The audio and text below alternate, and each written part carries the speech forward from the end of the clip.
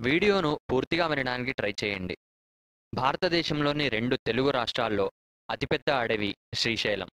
ఇక్కడ దొరకని మొక్క అంటూ లేదు అని అందరూ చెప్తూ ఉంటారు. ఇలాంటి ప్రదేశంలోకి ఒక సింహం పిల్ల తెలియకుండా వచ్చింది. దాని పేరు షిజి. దానికి 1 సంవత్సరం కూడా పూర్తిగా నిండలేదు. 10 నెలలు ఉంటాయి.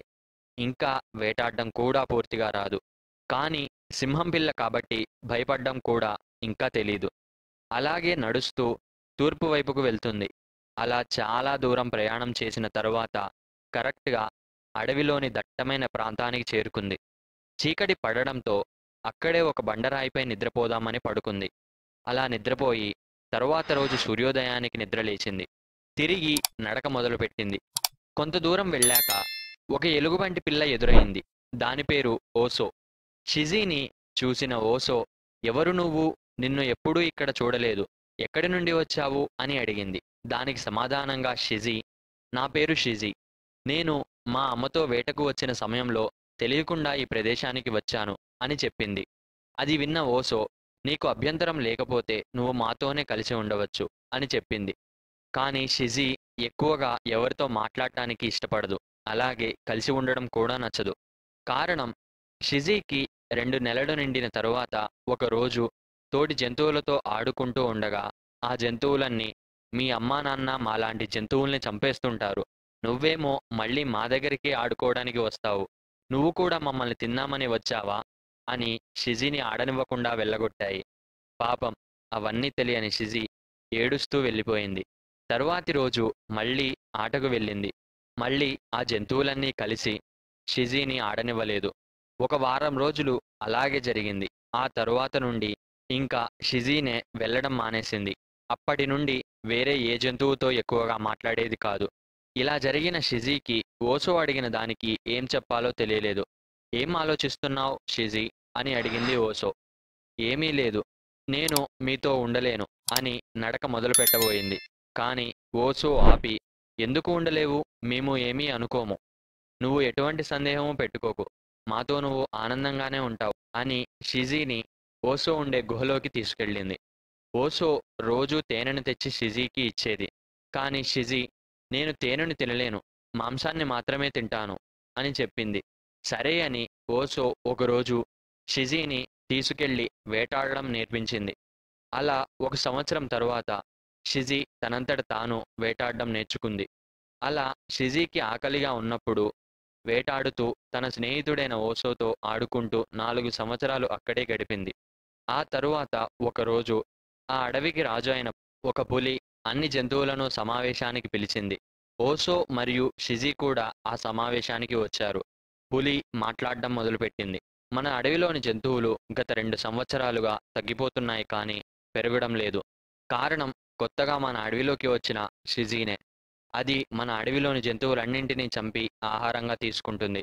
అసలు షిజి మన అడవిలోని జంతువే కాదు. దానిని మనం రానివ్వకుండా ఉండి ఉంటే ఈరోజు మన అడవికి ఈ పరిస్థితి వచ్చేది కాదు.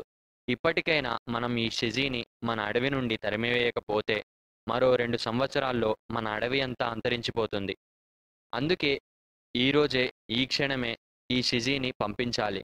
లేదా షిజి మన అడవికి రావడానికి కారణమైన ఓసో, నువ్వు కూడా వెళ్ళిపోవాలి" అంటూ సమావేశాన్ని ముగించింది పులి. షిజి కోపంతో ఆ ప్రదేశాన్ని విడిచి వెళ్ళిపోయింది.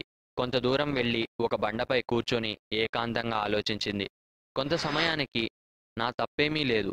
వేట నా లక్షణం. ఈ జంతువులే నన్ను బాధపెడుతున్నాయి" అని అనుకొని కోపంతో ఇకపై ఈ జంతువులని బ్రతకనివ్వకూడదు అని నిర్ణయించుకుంది. ఆ తరువాతి రోజు నుండి ఆహారానికి మించి వేటాడడం మొదలుపెట్టింది షిజి. 1 సంవత్సరం పూర్తయ్యే లోపే సగం అడవిలోని జంతువులన్నీ చంపేసింది. అయినా షిజి కోపం తగ్గలేదు. అలా వేటాడుతూ వేటాడుతూ అది ఏ ప్రాంతం నుండి అయితే తప్పిపోయిందో అదే ప్రాంతానికి వచ్చింది. అక్కడ తనని వెళ్ళగొట్టిన జంతువులు కనిపించాయి. వాటిని కూడా చంపేసింది.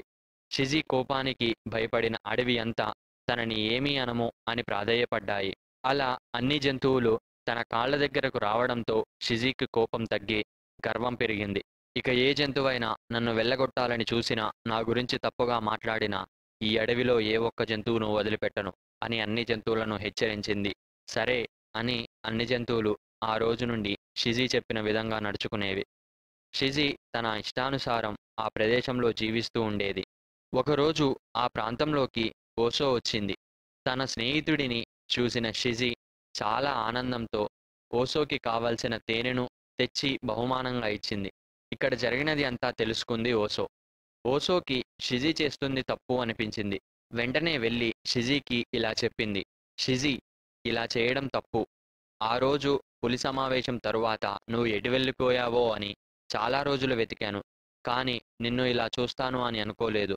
అయినా మాంసాన్ని తినడం సింహం లక్షణం. అలాగే వాటి ప్రాణాలను అవి రక్షించుకోవడానికి మిగిలిన జంతువులు కూడా వారి ప్రయత్నాలు అవి చేస్తాయి. అలా అని నువ్వు ఒక రాక్షసుడిలా మారకూడదు. అసలు సింహం నీలా ఉండదు.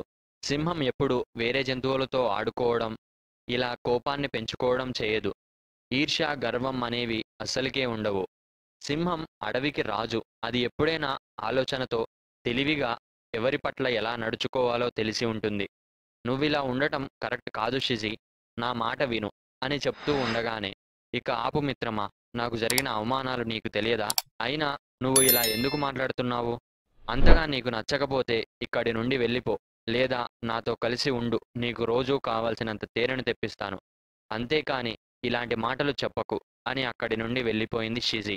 ఓసోకి షిజి చేసే పని నచ్చకపోయినా ఇలాగే ఉంటే ఏమైపోతాడో, ఇక్కడే ఉంటే అయినా ఎలాగో అలా షిజిని మార్చచ్చు అని షిజితోనే ఉంటూ రోజూ నచ్చజెబుతూ ఉండేది. కానీ షిజి ఎప్పుడూ ఓసో మాట వినలేదు. తనని చంపేయాలి అనేంత కోపం వచ్చినా సరే చిన్నప్పుడు తనని ఓసోనే చూసుకోవడంతో ఓసోని ఏమనేవాడు కాదు షిజి. అలా 1 సంవత్సరం తరువాత ఒకరోజు షిజి ఉండే ప్రాంతంలోకి ఒక సింహం వచ్చింది. అది చూడడానికి చాలా పెద్దదానిలా ఉంది. షిజి చేసే పనులన్నీ విన్న ఆ సింహం షిజిని కలుద్దాం అని వచ్చింది. షిజిని చూసిన వెంటనే ఆ సింహం, షిజి చేస్తున్నది తప్పు. సింహం ఎప్పుడైనా ఒక రాజులా ప్రవర్తించాలి, రాక్షసుడిలా ప్రవర్తించకూడదు అని చెప్పింది. షిజికి కోపం వచ్చి, నీవు రాజువే అయితే వచ్చి నాతో తలపడు. నువ్వే గెలిస్తే నీ మాట నేను వింటాను. నేను గెలిస్తే నువ్వు కూడా నేనే కరెక్ట్ అని నా కింద బానిసలా బ్రతకాలి అని పొగరుగా సమాధానమిచ్చింది. సింహం వెంటనే తలపడడం మొదలుపెట్టింది. షిజి కూడా తలపడడం మొదలుపెట్టింది. చాలాసేపటికి షిజి అలసిపోయి ఎన్నో గాయాలతో చాలా నీరసంగా ఓటమిని ఒప్పుకొని తన తప్పును తెలుసుకొని, క్షమించు సింహరాజా, క్షమించు ఓసో. నేను ఒక సింహాన్ని అయి ఉండి అలా ప్రవర్తించకూడదు అని చెప్పి, ఇంతకీ మీరు ఎవరు సింహరాజా? మిమ్మల్ని ఎక్కడో చూసినట్లుగా ఉంది అని అడిగింది షిజి. నేను షిజి, మీ తండ్రిని. నువ్వు ఈ ప్రాంతంలో చాలా అరాచకంగా ప్రవర్తిస్తున్నావని నాకు ఓసో చెప్తే వచ్చాను అని చెప్పింది. ఆ తరువాతి నుండి అంతా ఆనందంగా జీవించడం మొదలుపెట్టారు.